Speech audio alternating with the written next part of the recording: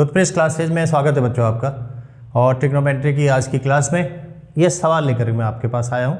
Last classes आपने देखी होंगी और आज की जो क्लास है उसमें जो सवाल हैं, इन सवाल को करने का एक बिल्कुल नया तरीका मैं लेकर के आया हूँ। नया मतलब आपने मेरी क्लास में उसको अभी तक नहीं सीखा होगा। यह सवाल हालांकि आप इनकी जो बेसिक आइडेंटिटीज़ हैं उनके द्वारा भी कर सकते हैं। ऐसा नहीं है कि जो तरीका मैं आपको सिखाने जा रहा हूँ केवल उसी से ही आपको उनको करना है। इन सवालों को बेसिक आइडेंटिटी से भी आप कर सकते हैं, जिसमें ट्रिग्नोमेट्रिक रेशियोज भी लगा सकते हैं। लेकिन मैं चाहता हूँ कि आज की जो क्लास है और ये सवाल हैं, इसको आप जो वैल्यूज़ ऑफ ट्रिग्नोमेट्रिक रेशियोज हमने सीखे हैं, साइन 45, कॉस 45, उनसे कैसे किया जा सकता है, यानी कि वैल्यू पुटिंग कैसे की जा सकती है ट्रिग्नोमेट्री में। अगर आपने अलजेब्रा की क्लास देखी होगी तो वहाँ आपने देखा होगा कि हमने वैल्यू पुटिंग को सीखा है, लेकिन क्या हम वो ट्रिग्नोमेट्री में भी यूज़ कर सकते हैं और यहाँ पे वैल्यू पुटिंग क्या होंगी।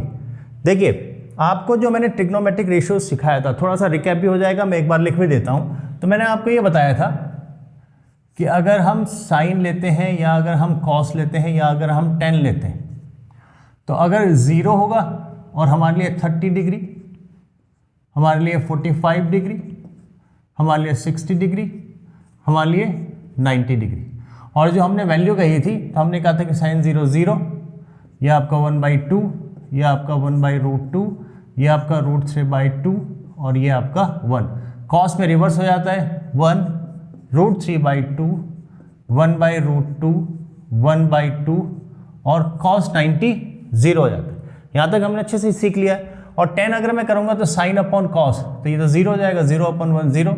ये 1/2 √3/2 जब हम करेंगे तो 1/√3 आएगा, यहाँ पे 1 आ जाएगा, यहाँ पे √3 आ जाएगा। और ये नॉट डिफाइंड, इंपॉर्टेंट पॉइंट है, नॉट डिफाइंड मतलब 1/0 कर रहे हैं तो नॉट डिफाइंड। और फिर वैसे ही कॉट, कॉसेक और सेक हमने सीखा था, समझ गए आप।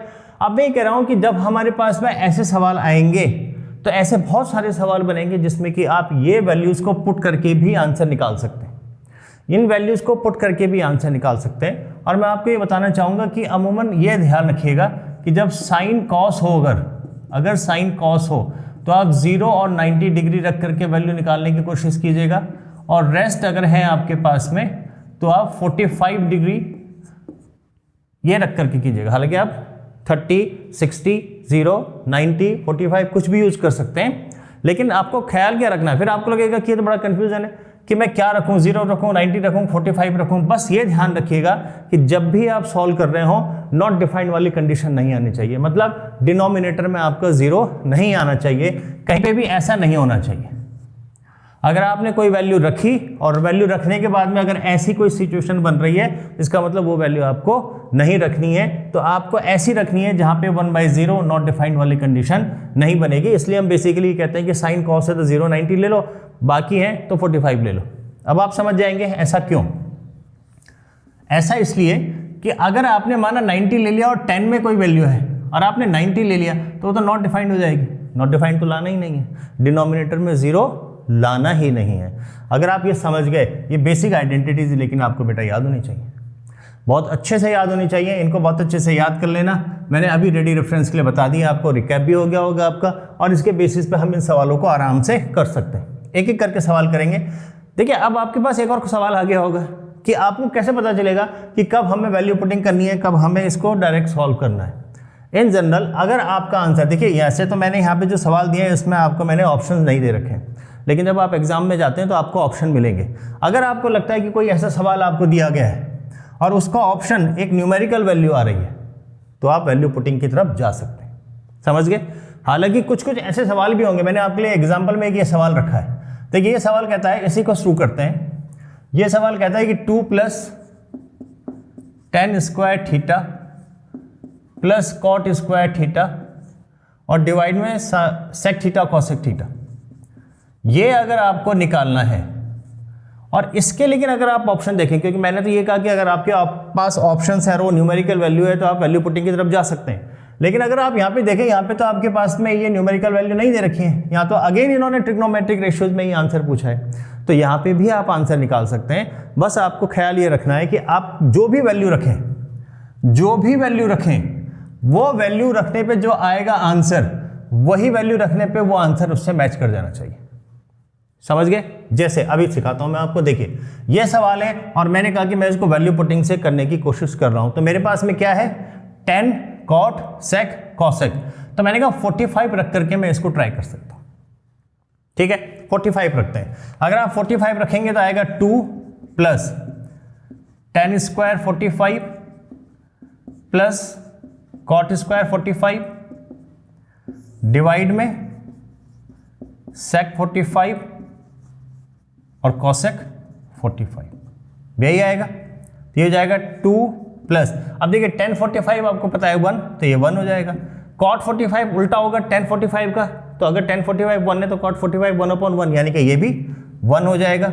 और डिवाइड में अब sec 45 आप देखेंगे तो cos 45 का उल्टा यानी कि √2 बनेगा। और आपके पास में cosec 45 यानी कि sin 45 का उल्टा, तो sin 45 1/√2, तो cosec 45 अगेन √2। तो 2 3 4, √2 इंटू √2 2, ये आ गया आपका 2। तो अब मैंने कहा कि अगर न्यूमेरिकल वैल्यू होती तो देखिए वैल्यू पुटिंग कितना आसान हो जाता, आपने डायरेक्टली रखा और आपका आंसर आ गया। अगर आंसर न्यूमेरिकल वैल्यू होता तो वैल्यू पुटिंग आसान थी। अब आपने कहा कि आपने तो यहाँ पे वैल्यू पुटिंग रख दी, लेकिन अब आपका आंसर 2 आ गया। अब आपको चेक करना पड़ेगा कि क्या इसमें से किसी का आंसर 2 है। तो जब भी ऐसे सवाल आएंगे आपके पास में, सबसे पहले आपको एक काम करना होगा कि यहाँ पे जो भी आप वैल्यू पुट करना चाहते हैं उस वैल्यू को पहले इनमें रख के ये देख लेना कि कहीं ऐसा तो नहीं है कि एक से ज्यादा आंसर करेक्ट आ रहे हो। अगर यहाँ पे भी माना 2 आ रहा है और यहाँ पे भी 2 आ रहा है तो फिर आप इससे नहीं कर सकते, तब आपको बेसिक मेथड से ही जाना होगा। लेकिन इनकेस अगर आ रहा है तो बहुत फायदा हो जाएगा। अब देख लेते हैं, देखिए आपका आंसर आया 2, इसको सॉल्व करके आपका आंसर आया 2। अब इसमें से चेक कर लेते हैं कि किस में 2 आ रहा है, यही तो कह रहे हैं हम। अब देखिए पहला है sec थीटा cosec थीटा, तो आपने कहा ये हो जाएगा sec 45 और cosec 45। आपने देखा ये √2 होता है और ये भी √2 होता है, तो यहाँ से 2 आ गया, आपका ये आंसर सही हो गया। अब आप कहेंगे कि ये तो आपने कहा कि एक आंसर सही हो गया, अब दूसरी वैल्यू रख के देखते हैं। तो ऑब्वियस है कि जैसे ही आप sec थीटा रखेंगे ये तो आपको पता है कि √2 आएगा। cosec थीटा देखें आपने √2, लेकिन tan थीटा cot थीटा, अब आपको पता है कि tan 45 1, cot 45 1, 1 इंटू 1, तो इसका मतलब ये भी 1 आएगा। तो आंसर आपका समझ में आ गया। वैल्यू पुटिंग ऐसे ही मत कर देना। वैल्यू पुटिंग के लिए मैंने आपको पहली कंडीशन बताई कि अगर आंसर में जो आपके पास ऑप्शंस दे रखे हैं उसमें अगर न्यूमेरिकल वैल्यू आ रही है तो वैल्यू पुटिंग की तरफ आप जा सकते हैं। अगर उसमें न्यूमेरिकल आंसर नहीं आ रहा है, जैसा हमने पहले सवाल किया, तो सबसे पहले जो भी वैल्यू आप पुट करना चाहते हैं इस तरीके से देखते हुए क्या वैल्यू मैं पुट कर सकता हूं, उस वैल्यू को पुट करके पहले ऑप्शन में देख लेना कि कहीं ऐसा तो नहीं है कि एक से ज्यादा आंसर आ रहे हैं। अगर इनके सब अलग अलग वैल्यू आ रही है तो बिल्कुल बिंदास जाकर के आप वैल्यू पुटिंग कीजिएगा, आंसर आपका निकल करके आ जाएगा। क्या समझ में आया? होपफुली आ गया होगा। अब तक तो आप काफ़ी एक्सरसाइज देख चुके हैं, है ना, तो अब तक सीख गए होंगे इतना बेसिक। तो आइए आप दूसरा सवाल देखते हैं। देखिए ये लिखा हुआ है cosec 5 माइनस cot 5 और डिवाइड में आ रहा है cosec 5 प्लस cot 5 और इसको फर्दर डिवाइड कर रहे हैं हम sin 5 अपॉन में 1 प्लस cos 5 से। ये आपके पास सवाल है ना। अब हमने कहा कि इसको हम वैल्यू पुटिंग से करने की कोशिश करते हैं, हालांकि आप इसको वैसे भी सॉल्व कर सकते हैं, पर मैं कहता हूं वैल्यू पुटिंग क्योंकि हम सीख रहे हैं वैल्यू पुटिंग तो एक बार कर लेते हैं, हो सकता है बहुत सारे सवाल आपको बहुत इजीली निकल जाए वैल्यू पुटिंग से। तो इसने कहा कि आपके पास में साइन और कॉस केवल नहीं है बल्कि आपके पास कॉसेक भी है कॉट भी है, तो क्या हम 45 लेके चल सकते हैं? सबसे पहले 45 में आपको ये देखना पड़ेगा कि क्या यहाँ पे 0 तो नहीं आएगा, तो ऑब्वियसली cos 45 तो आपके पास 1/√2 होता है तो 0 नहीं आएगा। अब cosec आपको देखना पड़ेगा, cosec आपके पास में √2 होगा, नहीं आएगा।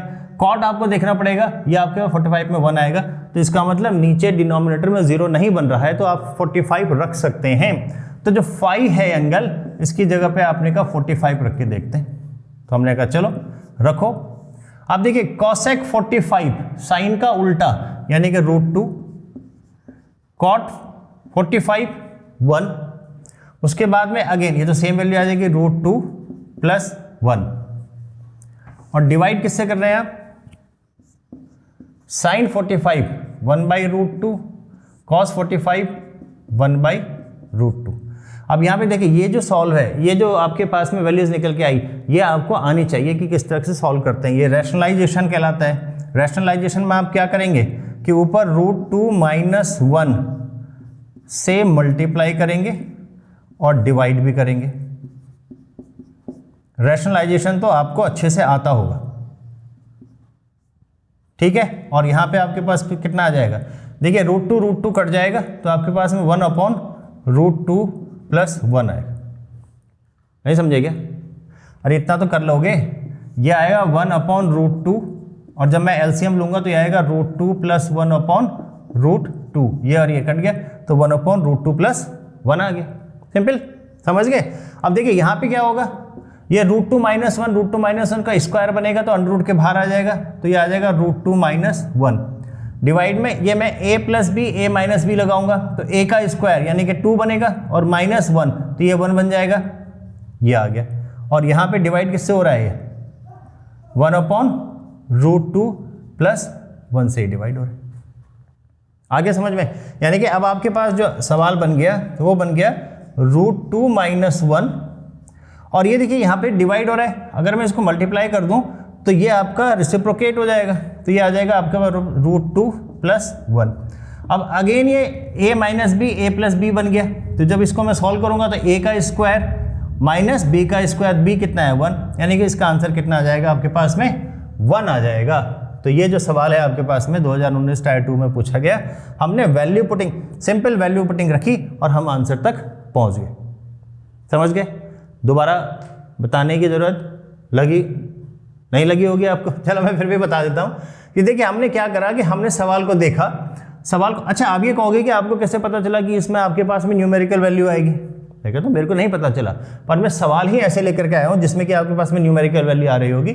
इसमें नहीं आती तो मैंने उसके ऑप्शन रख दिए, तो आपको देखना है कि ऑप्शन में क्या न्यूमेरिकल वैल्यू है या नहीं है। अगर है तो वैल्यू पुटिंग में आप तुरंत चले जा सकते हैं। अगर आपको लगता है कि नहीं ऐसे ऑप्शन है तो पहले वैल्यू पुटिंग जो भी करना चाहते हैं आप एंगल की, तो आप इसमें जाकर के देखें कि ये अलग अलग आ रहे हैं कि नहीं आ रहे हैं। अगर अलग अलग आ रहे हैं तो वैल्यू पुटिंग करेंगे, अलग अलग नहीं आ रहे हैं तो नहीं करेंगे। बहुत सिंपल सी बात है। तो यहाँ पे हमने देखा कि भाई कॉसेक कॉट आ रहा है तो बेहतर रहेगा कि हम 45 रख देते हैं। जब हमने 45 रखा तो कॉसेक 45 होगा √2, तो √2 - 1/√2 + 1 और ये हो जाएगा 1/√2, क्योंकि साइन 45 1/√2 + 1 + 1/√2। अब यहाँ जब मैं करूँगा तो मैंने √-1 से ऊपर नीचे मल्टीप्लाई कर दिया, कोई फर्क पड़ा? कोई फर्क नहीं पड़ता। और इसको जब मैंने सॉल्व करके देखा तो यह है 1/√2 + 1। यहाँ तक आगे समझ में? अब ये आपके पास में √2 - 1 का स्क्वायर है तो अंडर रूट के बाहर आ जाएगा, और ये a + b a - b हो रहा है तो यहाँ 2 आएगा, -1 तो ये 1 आ जाएगा। डिवाइड कर रहे हैं हम इससे, जब मैं इसको साइन हटाऊंगा, जो डिवीजन का साइन है उसको हटा करके जब हम मल्टीप्लाई लगाएंगे तो ये उल्टा हो जाएगा। उल्टा हो गया तो √2 + 1 अगेन a - b बन जाएगा, ये आपका आंसर आ जाएगा। मुझे लगता है आप समझ गए होंगे। इसको अच्छे से समझ जाइएगा, प्रैक्टिस कीजिएगा, ये आपको बहुत हेल्प कर सकता है। अगर आपके पास में एग्जाम में एक भी सवाल ऐसा आ जाता है और वैल्यू पुटिंग से हो जाए तो आपको फायदा होगा, समय बचेगा और आप उस समय को किसी कठिन सवाल पे लगा सकते हैं। समझ गए? लेकिन प्रैक्टिस करनी पड़ेगी, बिना प्रैक्टिस के तो आपको समझ में भी नहीं आएगा। और साथ साथ ट्रिग्नोमेट्रिक रेशियोज की जो वैल्यूज होती हैं वो आपको याद होनी चाहिए। आपको एग्जाम में थोड़ी मिलेगा ऐसे लिखा हुआ। हाँ, या तो आपके पास में अगर कहीं रफ है तो आप पहले लिख के बैठ जाएं। समझ गए बात को? समझ गए? आइए फिर तीसरे सवाल की तरफ चलते हैं। देखिए मैंने सब रखा है, 19 में आया है, 20 में आया है, 22, 23, 24 आते ही है ना। अब डिपेंड करता है आप क्या अप्रोच को लगाना चाहते हैं। किसी की आइडेंटिटी बड़ी स्ट्रांग है वो उसको लगा सकता है, किसी की वैल्यूज बहुत अच्छे से याद है और उसको पता है कि कैसे करके मैं ये वैल्यू पुटिंग कर सकता हूँ, वो वैल्यू पुटिंग से कर सकता है। अब जैसे इस सवाल को देखें आप, यह है 1 - 2 sin square theta cos square theta और डिवाइड में आ रहा है sin की पावर 4 थीटा प्लस cos की पावर 4 थीटा -1। अगर आप इस सवाल को देखेंगे, अभी तक की जितनी आपने क्लासेस पढ़ी हैं आपको नहीं पता कि ये वाला किसकी आइडेंटिटी बनती है, या sin की पावर 4 थीटा प्लस cos की पावर 4 थीटा को सॉल्व कैसे करेंगे। आप कर सकते हैं, पर मैं कह रहा हूँ अभी के लिए फिलहाल आपने इसको नहीं सीखा, क्योंकि इसकी वैल्यूज निकाल सकते हैं आप इजीली। तो अगर ऐसा कोई सवाल आता है और मैं चाहता हूं कि आप वैल्यू पुटिंग से करें तो क्या आसान बनेगा? देखिए अब आपके पास में साइन और कॉस में ही है, तो मैं कहूँगा कि 0 रख लेते हैं। साइन और कॉस में तो 0 रख लो, तो 1 माइनस, अब अगर आप यहाँ पे देखेंगे तो साइन 0 तो 0 होता है, इसका मतलब ये 0, तो इसका मतलब पूरी की पूरी क्वांटिटी 0 हो गई, तो ये तो 0 हो गया अपॉन में। अब साइन 0 0, लेकिन कॉस 0 की वैल्यू 1 आ गई, तो ये 1 आ गया, तो आपके पास में क्या आ गया 1 अपॉन 1 यानी कि 1। और अच्छा माइनस भी साथ में चल रहा है, -1 ये तो 0, अरे तो एक स्टेप में आंसर आ जाएगा आपका। वैल्यू पुटिंग को समझो, अगर आप वैल्यू पुटिंग नहीं करते, आप यहाँ पे sine square theta plus cos square theta का फॉर्मूला लगाते, पहले sine theta plus cos theta का स्क्वायर करते, फिर एक बार और स्क्वायर करते, यहाँ तक पहुँचते, फिर इस पे देखते कि क्या कटेगा क्या नहीं कटेगा, कर सकते हैं आप उसको भी। अगर इसको मैं sine theta plus cos theta का एक बार स्क्वायर करूँ कुछ वैल्यू आएगी, फिर उसको दोबारा स्क्वायर करूँ तो कुछ और वैल्यू आएगी। एक्चुअली में यही फॉर्मूला बनता है, आगे जा करके सीखेंगे हम इसको कि जब मैं इसको सॉल्व करूंगा तो यही फॉर्मूला बन जाएगा, ऊपर नीचे कट करके 1 आ जाएगा, 1 माइनस 1 0, कर सकते हैं हम उसको। लेकिन जो मैंने अभी आपको सिखाया वैल्यू पुटिंग का फ़ायदा कि जैसे ही आपने ये सवाल देखा, आपने कहा या तो मैं 0 रख देता हूँ या 90 रख देता हूँ, कुछ भी रखोगे आप तो फटाफट कैंसिल हो गया, आंसर आ गया आपका, समझ गए। यानी कि अगर आपकी प्रैक्टिस अच्छे से हो जाएगी तो आप इस सवाल को ऐसा पेन चलाने की जरूरत नहीं पड़ेगी आपको, आपने सवाल यहीं देखा, यहीं आंसर आपका आ जाएगा। जैसे कि इस वाले सवाल में आ सकता है, 2022 के सवाल में भी आप आंसर को ऐसे निकाल सकते हैं चुटकियों में। समझे आप मेरी बात को या नहीं समझे? समझे है ना। देखिए अगर ये वाला सवाल आपके पास आता है, पहले आप सवाल को देखें, इसकी लेंथ को देखें और इसकी हाइट को भी देखें, हाइट मतलब पावर को भी देखें, कॉस की पावर 6 तक जा रखी है, प्लस साइन की पावर 6 थीटा -1, और उसके बाद में आ रहा है इनटू में tan square theta plus cot square theta plus 2 plus 3, इसकी वैल्यू आपको निकालनी है। ठीक है, देखते हैं, शायद सवाल में यहाँ पे प्लस माइनस कुछ होना चाहिए था, पर लेट्स सी, अगर उन्होंने मल्टीप्लाई करा है तो देख लेते हैं। अब आपके पास में ये इतना बड़ा सवाल आ गया। अब इस सवाल को करने के लिए अगर आपको लगता है कि एक काम करते हैं कि इसमें 0 रख देते हैं क्योंकि कॉस और साइन आ रहा है, तो जैसे ही आप 10 यहाँ पे करेंगे tan 0, तो tan 0 तो 0 आ जाएगा, लेकिन जब आप cot 0 करेंगे वो तो नॉट डिफाइंड हो जाएगा, और नॉट डिफाइंड मैंने कहा कि लाना नहीं है, तो लाना नहीं है तो इसका मतलब मैं 0 और 90 तो लेकर के जाऊंगा नहीं, तो मैं 45 लेके चले जाता हूँ। 45 तो ले सकते हैं। अब आपने कहा अगर 45 लेता हूँ तो cos 45 1/√2, यानी कि 1/√2 की पावर 6, प्लस अगेन ये भी 1/√2 और इसकी पावर भी 6 -1, ये एक ब्रैकेट है, और दूसरे में 45 लेके चल रहे हैं तो ये भी 1 ये भी 1, और ये हो गया कितना टोटल 4 प्लस 3। क्या यहां तक समझ में आया?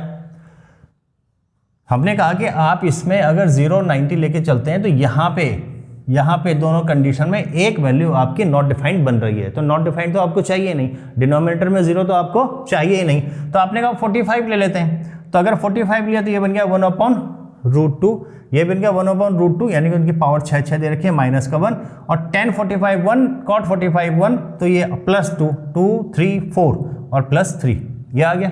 अब आप इसको सॉल्व कर सकते हो, 1/√2 की पावर 6 है तो 1/8 आ जाएगा, ये भी 1/8 आ जाएगा, और ये -1, और ये हो जाएगा 4 प्लस 3। ये समझ गया 1/√2 की पावर 6 को मैंने कैसे निकाला होगा? तो ये लिखा हुआ है 1/2 की पावर 1/2 और उसकी भी पावर 6, भाई √2 1 का तो कोई फर्क नहीं पड़ेगा, इसका मतलब 2 की पावर 1/2 है, और अब 6 से मल्टीप्लाई होगा तो ये 3 बार कटेगा, और 2 की पावर 3 कितना हो जाएगा? 8 हो जाएगा। इतना तो आप इजीली कर सकते हैं ना, फिर भी मैंने समझा दिया कि किसी तरह का कन्फ्यूजन न रहे। अगर मैं इसको देखूं तो ये हो गया 1/4 और -1 को सॉरी, और -1 अगर मैं करता हूं, देखिए ये तो हो गया 1/4, ये हो गया -1, और उस पर भी 4 से मल्टीप्लाई चल रहा है, प्लस का 3, अब 4 कम 4, ये हो गया -3/4 इंटू 4 प्लस 3, इससे ये कट जाएगा, -3 + 3 = 0, ये आंसर आ जाएगा। अगर यहाँ पे आपके पास में ये मल्टीप्लाई है तो आपके पास में ये आंसर आ गया। देखिए कितने आसानी से आपने कर लिया। ये तो मैंने आपको स्टेप बाय स्टेप समझा दिया, हर एक स्टेप को समझा रहा हूँ ताकि अगर आपको पहली बार देखने को मिल रहा है ये, या कोई बच्चा ऐसा है जो कि वैल्यू पुटिंग को या इनको अभी अच्छे से नहीं सीख पाया है, नहीं समझ पाया है, तो कैसे वो वैल्यू रखेगा, कैसे वो आंसर तक पहुँचेगा। लेकिन एक बार आपकी प्रैक्टिस हो गई तब तो आपको दिक्कत नहीं आएगी। अगर आपकी प्रैक्टिस हो गई तब तो आप डायरेक्टली वैल्यू रख करके करेंगे। आप कौन सा सवाल लिखेंगे वहाँ पे, ना ये लिखेंगे, आप डायरेक्टली वैल्यू रखेंगे और आपका आंसर आ जाएगा। तो वैल्यू पुटिंग को अच्छे से सीख लो, उससे पहले इसको अच्छे से सीख लो, अच्छे से याद कर लो, तभी तो कर पाओगे आप। ठीक है, समझ में आया? ये आपका 2022 का सवाल दिखने में इतना बड़ा है, आंसर आपने इतने आसानी से निकाल लिया। देखिए ये 2023 में पूछा गया सवाल है। साइन कॉस पावर देखें आप, साइन की पावर 4, कॉस की पावर 4, साइन की पावर 6, कॉस। आगे जाकर के आप सीखेंगे, बहुत इंपॉर्टेंट है कि साइन की पावर 6 थीटा प्लस कॉस की पावर 6 थीटा की वैल्यू कितनी होनी चाहिए, या इसकी वैल्यू कितनी होनी चाहिए। जैसे जैसे हम आगे बढ़ेंगे ये भी इंपॉर्टेंट बनेगा आपके लिए, इसको भी सीखेंगे। लेकिन अगर इतना बड़ा सवाल भी अगर आपके पास आया और वैल्यू पुटिंग आपको आती है तो देखिए कितनी आसानी से आप ये सवाल निकाल सकते हैं। इसीलिए मैं हर क्लास में आपसे यही कहता हूँ कि आपको प्रैक्टिस ज़्यादा से ज़्यादा करनी। जितनी ज़्यादा प्रैक्टिस करेंगे उतना ही आपको कंट्रोल आएगा अपने पे। समझ गए बात को? आइए देखो कितना आसान सवाल है। ये लिखा हुआ है 12, और अगर मैं डायरेक्ट वैल्यू या मैं लिख लेता हूँ आपके लिए सवाल को एक बार। साइन की पावर 4 थीटा प्लस कॉस की पावर 4 थीटा प्लस 18, तो साइन की पावर 6 थीटा प्लस कॉस की power 6 theta plus 78 sine square theta cos square theta. ये वैल्यू है आपके पास में। अब अगर आप इसको फॉर्मूले से, आइडेंटिटी से करने जाओगे तो आपको बहुत समय लगेगा। पहले इसकी बनाओ, फिर इसकी बनाओ, फिर देखो कौन कटेगा कौन नहीं कटेगा। लेकिन वैल्यू पुटिंग अगर आपको आती है तो आप कहेंगे कि क्या करूँ मैं, साइन कॉस में से 0 ले लेता हूँ एक, यानी कि 12। अब साइन 0 करेंगे आप तो 0, कॉस 0 करेंगे तो 1, plus 18 sine 0 0 cos 0 1 plus 78 into 0 into 1। Simple. ये कितना आ जाएगा आपके पास में 12, ये कितना आ जाएगा 18, ये कितना आ जाएगा 0 by 0 multiplied by any number equal to 0। समझ गए? तो आपके पास में आंसर कितना आ गया। अब आप खुद सोचो, जितना समय मेरे को इस सवाल को लिखने में लगा उससे पहले तो मैंने आंसर निकाल दिया। और आप तो प्रैक्टिस कर रहे हैं, आपको तो लिखने की भी जरूरत नहीं है। आपने तो सवाल को यहाँ देखा और यहीं आप वैल्यू पुट कर लेंगे तो आपको पता है कि इनमें से एक ही आएगा, इसमें से एक आएगा, ये पूरा 0 बन जाएगा, 12 और 18 30 आ जाएगा। 30 निकाला, आगे बढ़ गए। जहाँ पे बच्चे इस फॉर्मूले को रखते रहे चले जाएंगे, ये फॉर्मूला रखेंगे, फिर ये रखेंगे, फिर देखेंगे क्या कटेगा, उतने में तो आप आगे 2 और सवाल भी कर सकते हैं। समझ गए आप? तो प्रैक्टिस करनी पड़ेगी। बिना प्रैक्टिस के जाएंगे, कोई वैल्यू गलत रख देंगे तो बस वहाँ पे भी आप पीछे हो जाएंगे। समझ गए बेटा? सिर्फ वीडियो देख लेने से और सिर्फ उसको सीख लेने मात्र से नहीं कुछ होगा। अगर आप सीख गए बहुत अच्छी बात, लेकिन जो सीखा है उसको इम्प्लीमेंट कैसे करोगे वो है इंपॉर्टेंट। 2 तरह के बच्चे हैं, दोनों बच्चों ने सीख लिया। एक बच्चे ने अच्छे से प्रैक्टिस करी और वो उसको इम्प्लीमेंट कर पाया, दूसरे बच्चे ने सीख लिया पर प्रैक्टिस उतनी नहीं कर पाया, वो उसको इम्प्लीमेंट नहीं कर पाया जब करना था। कौन जीतेगा ये आप अच्छी तरह से जानते हैं। ठीक है, आइए आज का लास्ट सवाल। अगेन ये सवाल भी बहुत आसान सवाल है। ये कहता है कि 5/1 plus cot square theta plus 3/1 plus ten square theta plus 2 cos square theta, ये वैल्यू निकालनी है। ये तो लेटेस्ट आया था, 2024 में ही पूछा गया सवाल है। देखिए आप इसमें अगेन कॉट 10 की कुछ वैल्यू रखेंगे, आप कुछ ना कुछ निकाल पाएंगे। हम वो भी सीखेंगे लेकिन आज नहीं सीखेंगे। आज हम क्या सीख रहे हैं कि वैल्यू पुटिंग करके कैसे सीखेंगे। कॉट है 10 है, अगर मैं 45 रखता हूं तो डिनोमिनेटर मेरा 0 नहीं आ रहा। अगर मैं रखता हूं 45 तो डिनोमिनेटर मेरा 0 नहीं आ रहा, तो मैं रख देता हूं 45 को। तो मैंने कहा 5/1 प्लस, अब कॉट 45 आपको पता है 10 का उल्टा यानी कि 1 होगा, plus 3/1 1 plus tan 45 again 1 plus 2 और cos 45 होता है 1/√2 उसका स्क्वायर। बस ये आ गया आंसर आपका।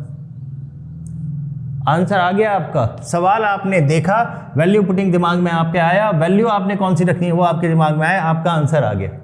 कैलकुलेशन तो मैं आपको समझा रहा हूँ कि कैसे करनी चाहिए, कैसे करनी चाहिए नहीं कि क्यों हम कर रहे हैं, ताकि आप सही समझ जाएं कि क्या स्टेप है। बाकी तो आपके ऊपर डिपेंड है आप कितने स्टेप स्किप कर पाते हैं, प्रैक्टिस पे डिपेंड करेगा आपकी। तो मेरे पास कितना आ गया 5/2 प्लस 3/2 प्लस 1, क्योंकि ये 1/2 होगा तो 2 से 2 कट जाएगा, और 5 और 3 8/4। देखिए ये क्या हो गया, एलसीएम 2 ले लूंगा मैं, तो 5 प्लस 3 प्लस 1, 5 और 3 8/2 4 प्लस का 1, आंसर 5। खत्म। इतनी आसानी से आपने सवाल कर दिया। वैल्यू पुटिंग सीख लो, समझ लो, लेकिन सिर्फ वैल्यू पुटिंग समझे तब भी कुछ नहीं होगा।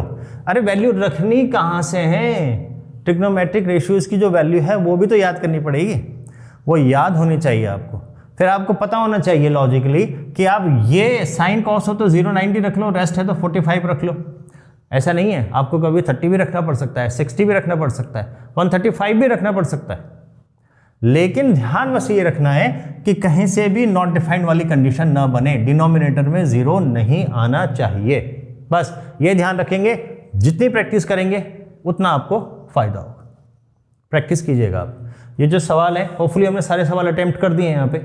ये जो सवाल हैं इनके प्रैक्टिस कीजिएगा, और जैसे जैसे आप प्रैक्टिस करते हैं सवालों की, आप कहीं से भी सवाल को लेते हैं तो आप ट्राई कीजिएगा कि आपने एक लॉन्ग मेथड किया तो क्या वैल्यू पुटिंग से भी आपने आंसर निकाल सकते थे। तभी तो प्रैक्टिस होगी, तभी तो सीखोगे कि वैल्यू पुटिंग कहाँ लगेगी कहाँ नहीं लगेगी। समझ गए आप।